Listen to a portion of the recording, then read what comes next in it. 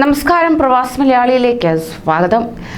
Corona വ്യാപനത്തെ തുടർന്ന് കടുത്ത നിയന്ത്രണങ്ങൾ ഏർപ്പെടുത്തിയിരിക്കുന്ന ഗൾഫ് രാഷ്ട്രങ്ങൾ ഇപ്പോഴിതാ മറ്റൊരു തീരുമാനത്തിലേക്ക് നീങ്ങുകയാണ്. പ്രത്യേകിച്ച് കുവൈറ്റ്. സിനിമാ തിയേറ്ററുകളിൽ പ്രവേശിക്കാനും കുവൈറ്റിന് പുറത്തേക്ക് യാത്ര ചെയ്യാനും പോലും വാക്സിൻ എടുത്തവർക്ക് മാത്രമേ അനുമതി നൽകുകയുള്ളൂ എന്ന പ്രഖ്യാപനത്തിന് പിന്നാലെ കുവൈറ്റിലെ വാക്സിൻ വിതരണ കേന്ദ്രങ്ങളിൽ വൻ തിരക്കാണ് അനുഭവപ്പെടുന്നത്. രാജ്യത്തെ പ്രധാന വാക്സിനേഷൻ കേന്ദ്രമായ മുഷ്റഫ് ഗ്രൗണ്ടിൽ ആയിരങ്ങളാണ് വാക്സിൻ എടുക്കാൻ ബുധനാഴ്ച തടിച്ചുകൂടിയത്. ഒരു ദിവസം കൊണ്ട് ഇവിടെ നിന്ന് 22,000-ലേറെ പേർ വാക്സിൻ സ്വീകരിച്ചതായി ആരോഗ്യ മന്ത്രാലയത്തിലെ കോവിഡ് സുപ്രീം അഡ്വൈസറി കമ്മിറ്റി തലവൻ ഡോക്ടർ ഖാലിദ് അൽ ജാർല പറയുകയുണ്ടായി.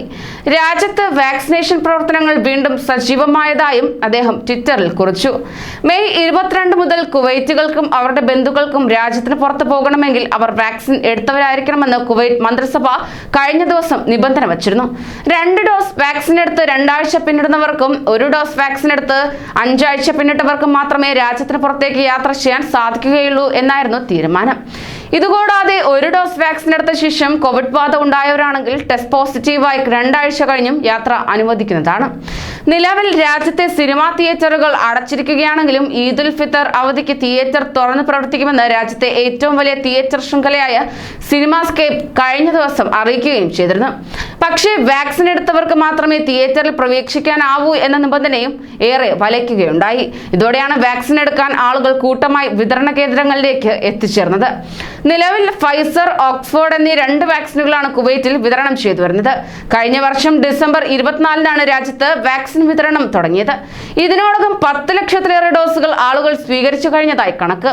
പ്രധാന വിതരണ കേന്ദ്രമായ മുഷ്റഫ് ഗ്രൗണ്ടിൽ ഫൈസർ വാക്സിൻ മാത്രമാണ് വിതരണം ചെയ്തു വരുന്നത്.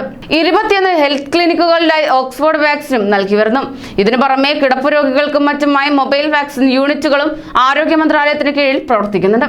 മുഷ്റഫിലെ പ്രധാന കേന്ദ്രത്തിലെ തിരക്ക് ഒഴിവാക്കുന്നതിനായി 5 ഫൈസർ വാക്സിൻ കേന്ദ്രങ്ങൾ കൂടി തുടങ്ങാനുള്ള തയ്യാറെടുപ്പിലാണ് അധികൃതർ. ഇതിനു പുറമെ അൽജാബിർ കോസെ ബ്രിഡ്ജിൽ റമദാന് ശേഷം ഒരു ഡ്രൈവ് ത്രൂ വാക്സിനേഷൻ കേന്ദ്രം കൂടി ആരംഭിക്കുമെന്നും മന്ത്രാലയ വൃത്തങ്ങൾ അറിയിക്കുകയുണ്ടായി. കൂടുതൽ പ്രവാസി വാർത്തകൾക്കായി ഈ ചാനൽ സബ്സ്ക്രൈബ് ചെയ്യൂ.